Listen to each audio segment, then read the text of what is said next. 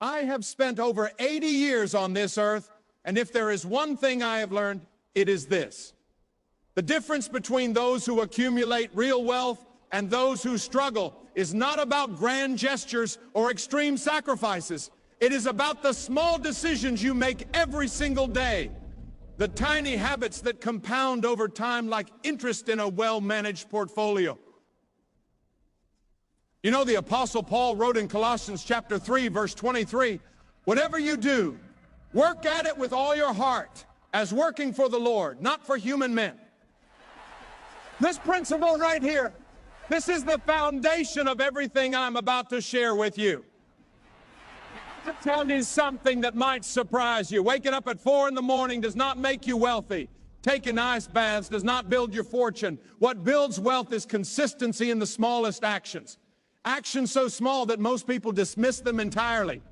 And that, my friends, is the tragedy of modern financial thinking. Think about the parable of the talents in Matthew chapter 25. The master did not praise the servant who buried his talent in the ground.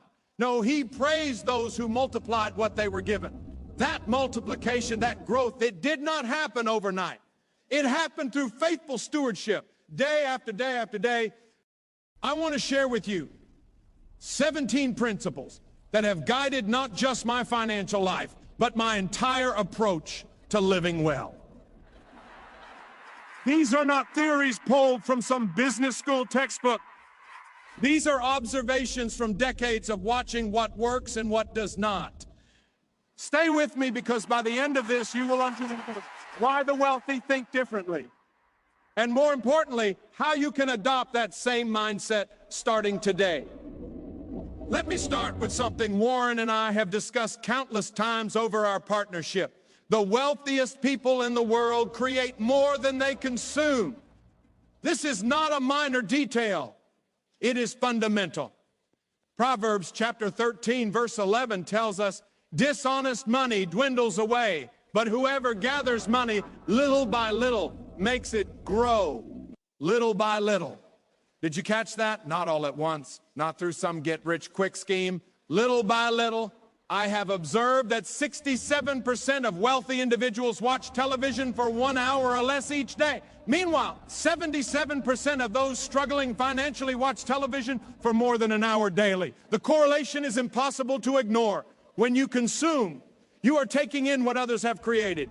When you create, you are developing knowledge, skills, and experience that compound over time. Jesus himself was a carpenter before he began his ministry. He created with his hands. He understood the dignity and value of productive work. This is not about working yourself to exhaustion. Even God rested on the seventh day. Start with just 15 minutes a day. Write something, build something, code something. The medium does not matter as much as the act itself. Here is a practical hack I want you to try tonight. Before you sit down to watch that show, set a timer for 15 minutes. In those 15 minutes, create something. Journal about your day. Sketch an idea for a side business. Write an email to reconnect with an old colleague. Research a skill you have always wanted to learn. Just 15 minutes. Then enjoy your show without guilt, because you have already invested in yourself first. Think about it this way. Every hour you spend passively consuming is an hour you could have spent building skills that increase your value in the marketplace. I am not saying entertainment has no place. I am saying balance matters. When consumption becomes your default mode, you are training your brain to be passive rather than active. Ephesians chapter 5, verse 15 and 16 says, "Be very careful then how you live, not as unwise but as wise, making the most of every opportunity, because the days are evil." Making the most of every opportunity. That is what creation is about. That is what productivity is about. I want you to do something practical right now. Audit your creation time versus your consumption time over the next week. Be brutally honest with yourself. If you are not creating more than you are consuming, you have already identified your first area for improvement. Here's how to make this easy. Get a small notebook, the kind that fits in your pocket. Every time you create something, write it down with the time you spent. Every time you consume, whether it is social media, television, or mindless internet browsing, write that down too. At the end of the week, add up both columns. The results might shock you, but they will also empower you because you cannot change what you do not measure. This single shift can transform your trajectory more than any investment tip I could give you. Let me address something uncomfortable. Your circle determines your net worth more than your intelligence ever will. 1 Corinthians chapter 15, verse 33 warns us, do not be misled. Bad company corrupts good character. Paul understood something profound here. The people you surround yourself with shape who you become. There is a saying that you are the average of the 5 people you spend the most time with. I have seen this play out thousands of times across my career. Show me your closest friends and I will show you your future. If you are surrounded by people who constantly complain, who gossip about others, who focus on problems rather than solutions, you are absorbing that thinking whether you realize it or not. This is not about being cruel or abandoning people. Jesus ate with tax collectors and sinners, yes, but he never adopted their mindset. He influenced them. They did not influence him. Pay attention to the problems people discuss. Successful people talk about how to build more wealth, how to solve challenges, how to overcome obstacles. Unsuccessful people talk about other people, about unfairness, about why things will not work. The size and nature of the problem someone focuses on tells you everything about where they are headed. When I was younger, I could not always access the circles I wanted to be part of. So I made my closest circle books. I read voraciously. I consumed content from people who thought differently than everyone around me. You have an advantage I never had. You have podcasts, YouTube channels, online communities. Use them deliberately to shift your average upward. Air is your daily hack for this principle. Every morning during breakfast or your commute, listen to something educational instead of music or the news. Find a podcast about financial wisdom, business strategy, or personal development. Replace just 30 minutes of consumption with something that elevates your thinking. Do this for 30 days and watch how differently you start to see the world. The beautiful thing about the internet is that it has democratized access to wisdom. You can learn from the best minds in any field without needing a personal introduction. Take advantage of this. Curate your digital environment as carefully as you would curate your physical one. Proverbs chapter 13, verse 20 says, walk whither that the wise and become wise, for a companion of fools suffers harm. Walk with the wise.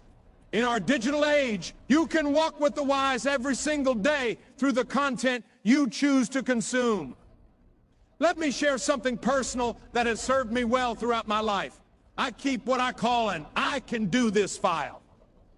Every time I achieve something significant, I write it down. Every time I reach an important milestone, I document it. And here is the key. Every time I am paralyzed by fear or doubt about starting something new, I write that down too, along with what happened when I pushed through anyway. This reminds me of when Joshua was about to lead the Israelites into the promised land. God told him in Joshua chapter 1 verse 9, have I not commanded you? Be strong and courageous. Do not be afraid. Do not be discouraged. For the Lord your God will be with you wherever you go. Joshua needed that reminder because he was terrified. He was taking over from Moses.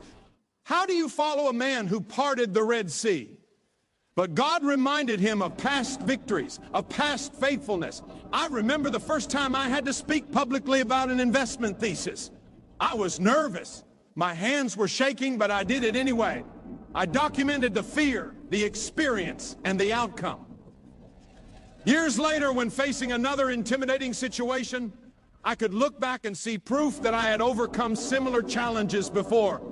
Life has peaks and valleys. This is unavoidable, but on those inevitable down days. Revisiting this file reminds me of what I am capable of. It shows me that I have overcome challenges before, and I will overcome them again.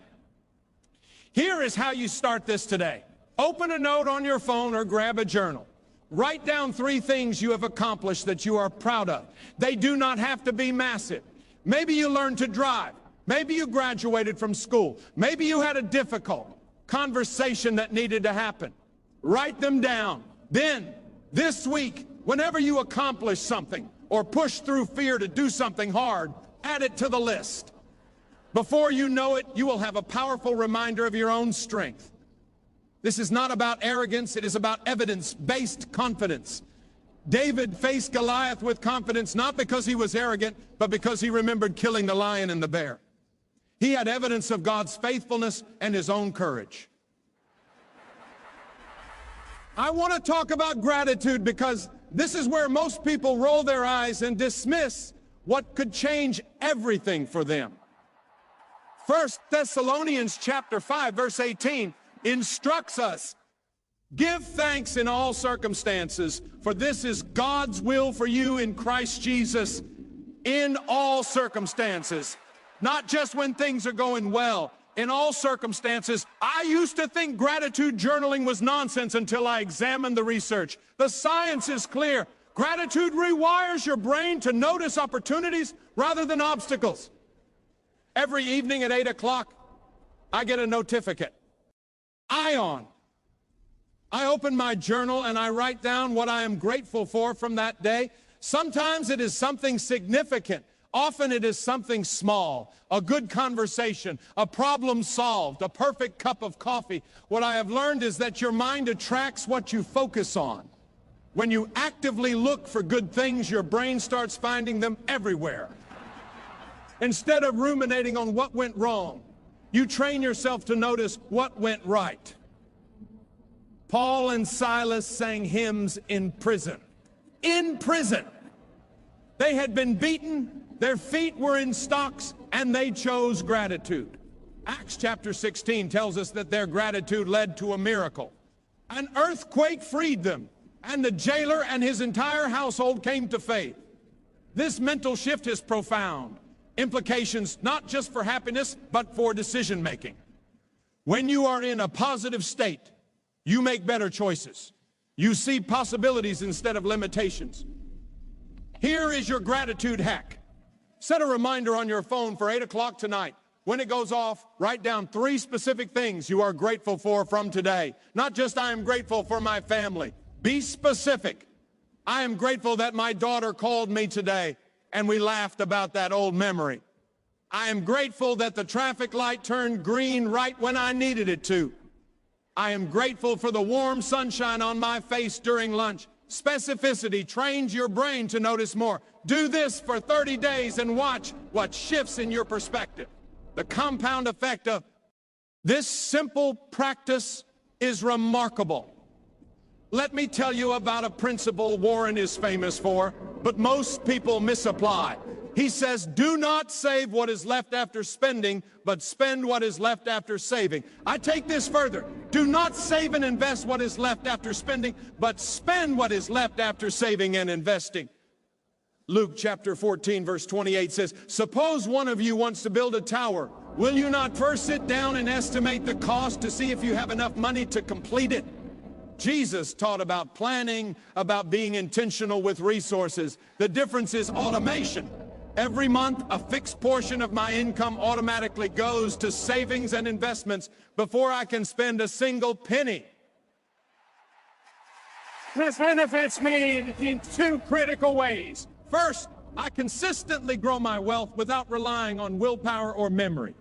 Second, I am less likely to make impulse purchases when the money is already allocated elsewhere. Think about how most people approach finances. They earn money. They spend on whatever comes up. Then at the end of the month, they save whatever is left. The problem is there is rarely anything left. Life expands to fill your income. This is known as lifestyle inflation, and it is deadly to wealth accumulation. Reverse the order. Pay yourself first. Automate it so you do not have to think about it. Here is exactly how to do this today. Right now, open your banking app. Set up an automatic transfer for the day after you get paid. Start with 10% if you can. If you cannot do 10%, start with 5%. If you cannot do 5%, start with 1%. The amount matters less than the habit. Once you set it up, you will not even miss the money because you never see it in your checking account.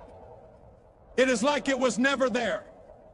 Within 3 months, I promise you, you will not even notice it is gone, but your savings account will be growing. Set this up today, not tomorrow. Today, automate transfers to your savings and investment accounts right after you receive income. Make it impossible to fail through good intentions. Remove the decision entirely.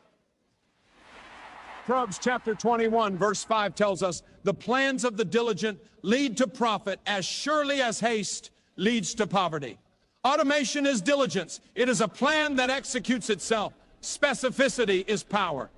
Every year I write down one major financial goal and I make it specific enough that success is measurable. Rather than saying, I will save more money, I say I will save $30,000 for a down payment by the end of 2027. Habakkuk chapter 2, verse 2 says, write down the revelation and make it plain on tablets so that a herald may run with it. Write it down, make it plain. Make it so clear that anyone could understand exactly what you are trying to accomplish. Why does this matter? Because vague goals produce vague results. Specific goals can be broken into milestones. $30,000 over 2 years. S means $1,250 per month. Now I have a target I can track weekly. I know immediately if I am on pace or falling behind. When you make a goal specific, you can measure progress. When you can measure progress, you can adjust course. When you can adjust course, you can guarantee arrival. Here is your action step. Right now, before you do anything else, write down one specific financial goal. Include the exact dollar amount and the exact deadline. Then take out a calculator and divide that goal by the number of months until your deadline. That is your monthly target. Divide it by 4. That is your weekly target. Suddenly, this massive goal becomes a series of small, manageable steps. Write down your specific financial goal right now. Include the exact amount and the exact deadline. Then reverse engineer the monthly or weekly action required. This transforms an aspiration into a plan. I audit my spending quarterly for business and monthly for personal accounts. I categorize every expense into 3 buckets. Fundamental, which covers essential needs. Fun, which covers lifestyle choices. And future, which covers investments in growth. This is not about restriction. It is about intentional living. When I audit my spending, I see in real time whether I am aligned with my values or drifting away from them. I see where money is leaking unnecessarily and where I am getting exceptional value. Proverbs chapter 27, verse 23 says, be sir. You know the condition of your flocks. Give careful attention to your herds. In our modern context, know the condition of your finances. Give careful attention to your money. Most people have no idea where their money goes. They earn it and it disappears. Then they wonder why they are not making financial progress. The act of tracking alone changes behavior. When you know you will review your spending at the end of the month, you think twice before making unnecessary purchases. Here is a simple system anyone can use. Get 3 envelopes or 3 jars. Label them fundamental, fun, and future. When you get paid, divide your money into these 3 categories based on percentages you decide. Maybe 50% fundamental, 30% fun, 20% future. Adjust these numbers based on your situation. The point is to be intentional. You are telling your money where to go instead of wondering where it went. Budgeting is not a diet. It is a compass. It shows you where you are and helps you navigate toward where you want to be. The clarity this provides is extraordinarily empowering. Regardless of your income level, whether you earn $30,000 or $300,000 a year, tracking gives you control. Knowledge compounds like interest. Warren once said, the more you learn, the more you earn. Proverbs chapter 4, verse 7 says, the beginning of wisdom is this. Get wisdom, though it cost all you have. Get understanding, though it cost all you have. That is how valuable knowledge is. I block out 1 hour every week to learn something new about money. This is not a huge commitment, but the returns are remarkable. Currently, I am studying behavioral finance, understanding how early experiences shape our money mindset. It is fascinating to discover that experiences as young as age 7 influence whether someone becomes a confident investor or feels anxious about spending. There is always something new to learn. A new investment vehicle, a negotiation tactic, a tax strategy. Every piece of knowledge opens new doors. The financial world is constantly evolving. What worked 10 years ago might not work today. Continuous learning keeps you adaptable. Here's your weekly learning hack. Pick one day of the week, maybe Sunday afternoon or Wednesday evening. Block out 1 hour. Put it on your calendar like an appointment you cannot miss. During that hour, learn something about money. Read a chapter from a personal finance book. Watch educational videos about investing. Listen to a podcast about building wealth. The key is consistency. 1 hour per week equals 52 hours per year. That is more than a full-time work week dedicated to your financial education. Imagine what you could learn in 52 hours. Commit 1 hour this week to learning something about money you do not currently understand. Read an article, watch an educational video, listen to a podcast. The medium does not matter. What matters is consistent exposure to new ideas. One of the hardest lessons I have learned is to stop caring about the opinions of people who do not matter.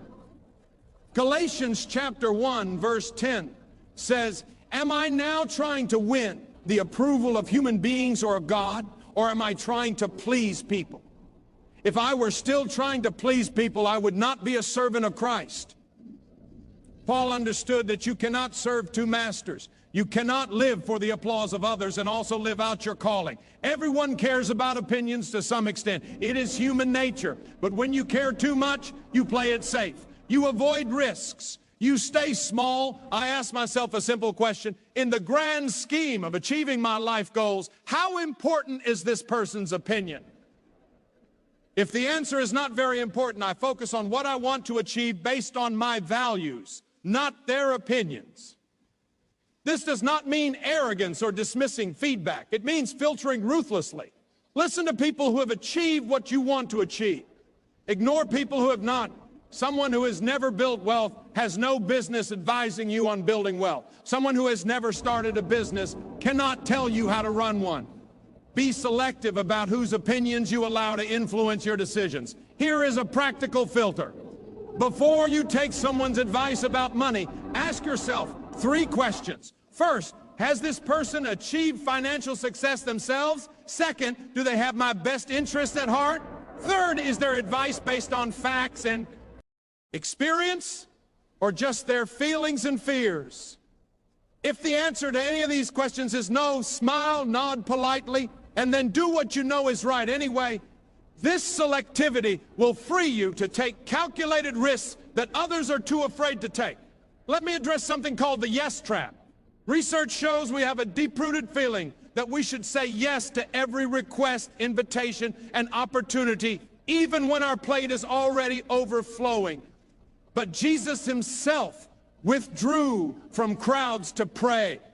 Luke chapter 5, verse 16 says, "But Jesus often withdrew to lonely places and prayed." If Jesus said no to demands on his time to focus on what mattered most, we can too. The consequences of always saying yes are burnout, resentment, and neglecting self-care. But there is something worse. By saying yes to everything, you say no to opportunities that actually align with your goals. Every yes to something unimportant is a no to something important. Your time and energy are finite resources. I have learned that clarity about my goals makes it easy to say no to anything that does not further them. When someone asks for my time, I evaluate whether the request moves me toward my objectives. If it does not, I decline politely but firmly. Here is your saying no script. When someone asks you to do something that does not align with your goals, say this: I appreciate you thinking of me, but I need to decline. I am focused on some specific priorities right now. and I need to protect them. A time for those, that is it. No lengthy explanation, no guilt, just a clear, kind boundary. Get crystal clear on your goals. Then, when a request comes in, ask yourself one question. Will this help me achieve my goals, or is it a distraction? If it is a distraction, decline politely and move on. You do not need to justify your no. A simple, I appreciate the offer, but I need to focus on other priorities right now is sufficient. The best investment you will ever make is not in stocks or real estate, it is in yourself. Proverbs chapter 4, verse 23 says, above all else, guard your heart, for everything you do flows from it. Guard your health, guard your mind, guard your growth. Everything else flows from these. The returns on self-investment compound exactly like financial investments. Their benefits add up over time. Whether you are pursuing education, improving your health, or practicing self-care, putting yourself first is always sound. Your earning capacity is your greatest asset. Anything that increases that capacity is worth considering. Seriously, think about it logically. A stock might return 10% annually. An investment in your skills could double your income within a few years. The mathematics are undeniable. Investing in yourself generates returns that no market can match. This includes your physical health. You cannot enjoy wealth if you are too sick to use it. Exercise, proper nutrition, adequate sleep. These are not luxuries, they are requirements for sustained high performance. Here's your health hack. Start tomorrow morning with just 10 minutes of movement, not a full workout, just 10 minutes. Walk around your neighborhood, do some stretches, dance to your favorite song. 10 minutes, that is it. Do this every single day for 30 days. You will sleep better, you will think clearer, you will have more energy, and those 10 minutes will probably turn into 15, then 20 as you feel the benefits. But start with 10. Make it so easy you cannot say no. Network with intent. I recently heard about an entrepreneur who reached out to 50 or more people every month asking for introductions and connections. He built a $10 million business in his first year. The who factor in everything we do cannot be overstated. Iron sharpens iron. Proverbs chapter 27, verse 17 tells us, as iron sharpens iron, so one person sharpens another. Be intentional about who you connect with. But remember, networking is not just about what you can get. It is about what you can give. How can you add value to the person you are reaching out to? True relationships are built on mutual benefit, not one-sided extraction. Most people network poorly. They ask for favors from strangers. They take without giving. This approach fails because it violates the principle of reciprocity. Instead, lead with value. Help someone solve a problem. Make an introduction. Share useful information. Build goodwill first. Re is your networking action plan. Think of one person who is further ahead than you in an area you want to grow. Research them. Find out what they care about, what they are working on. Then reach out with something valuable. Maybe you found an article they would love. Maybe you can introduce them to someone in your network. Maybe you noticed a problem they have and you have a solution. Lead with value first. Do not ask for anything. Just give. Do this with 5 people this month. Watch what happens. Approach networking this way. People remember you positively. They want to help you because you have already helped them. This creates a virtuous cycle of mutual support. There is no perfect time to start something new. You will never feel completely ready. Ecclesiastes chapter 11 verse 4 says, whoever watches the wind will not plant. Whoever looks at the clouds will not reap. If you wait for perfect conditions, you will never start. Learn to take action before I feel ready. When a good idea comes, I do not procrastinate. I take the first step immediately. Will I make mistakes? Absolutely. But I will also create wins, and the mistakes teach me just as much as the successes. Every failure contains lessons that prepare you for the next attempt. The only true failure is not trying at all. Here is your action bias hack. When you have an idea or goal, follow the 5-second rule. Count backwards. 5, 4, 3, 2, 1, then move. Make a phone call. Send an email. Write the first paragraph. Take any action within 5 seconds before your brain can talk you out of it. Mel Robbins teaches this, and it works because it interrupts the pattern of overthinking. 5, 4, 3, 2, 1, move. Trust your gut. Take that first step, even when you do not feel prepared. You will learn more from doing than you ever will from planning. Action creates information. You cannot know how something will turn out until you try. Research shows that 45% of Americans do not talk about money with family, friends, or partners. Yet 66% believe conversations about money are key to financial freedom. The disconnect is staggering. Proverbs chapter 15, verse 22 says, "Plans fail for lack of counsel, but with many advisors they succeed." Many advisors, you need to talk about money to get that counsel. If you want to achieve financial goals, you must talk about money more, not for comparison, for understanding, for learning strategies and values. Start with open-ended questions. How do you manage your budget? What financial lessons did you learn growing up? Be willing to share your own experiences too. Here is how to start a money conversation this week. At dinner with your spouse or a trusted friend, say something like this: "I have been thinking about our financial future, and I would love to hear your thoughts.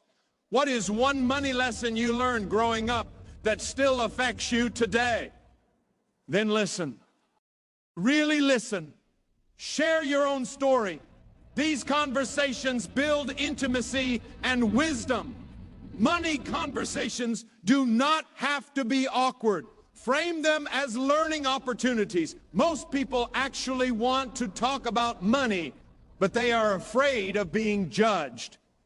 When you approach these conversations with genuine curiosity rather than judgment, people open up. These discussions can reveal strategies you never considered. Someone might share a budgeting method that transforms your finances. Another person might introduce you to an investment opportunity. The insights you gain from these conversations are invaluable. Finally, let me leave you with the 1% progress rule. Proverbs chapter 13, verse 11 says, "Dishonest money dwindles away, but whoever gathers money little by little makes it grow." Little by little. 1% at a time. Make small, consistent improvements to your financial situation each month. Increase your savings rate by 1%. Trim expenses by 1%. Find ways to boost income by 1%. A tiny 1% improvement every month adds up to meaningful results over time. You are setting yourself up for long-term success without feeling overwhelmed. Here is what 1% looks like in real life. If you currently save $50 a month, 1% more is 50 cents. That is it, 50 cents. You will not miss 50 cents. But next month, save 1% more again. Then, the month after that, within a year, you are saving significantly more. And it happens so gradually you barely notice the change. Consistency beats intensity every single time. The power of marginal gains is extraordinary. Small improvements seem insignificant in isolation, but compounded over months and years, they produce dramatic results. This is how wealth is actually built, not through lottery tickets or gambles, but through steady, persistent progress. Jesus told a parable about a mustard seed in Matthew chapter 13. The smallest of seeds grows into the largest of garden plants. Your 1% improvements are like mustard seeds. They seem tiny now, but give them time, give them consistency, and watch what grows. These 17 principles have guided my life for decades. They are not flashy. They are not extreme. They are simply effective. Implement even a few of them, and I promise you your financial trajectory will shift. Remember this: Wealth is not built through lottery tickets or get-rich-quick schemes. It is built through small, consistent decisions compounded over time. Philippians chapter 4, verse 13 says, I can do all this through him who gives me strength. You have everything you need to start. You have the knowledge. You have the strength through Christ. You have the principles. The question is, will you? Will you create more than you consume starting today? Will you surround yourself with wisdom? Will you automate your savings? Will you set specific goals? Will you track your spending? Will you invest in yourself? Will you take that first step even when you do not feel ready? These are not just financial principles. These are life principles rooted in timeless biblical wisdom. Our Creator designed a world where faithfulness is rewarded, where diligence leads to prosperity, where small seeds grow into mighty trees.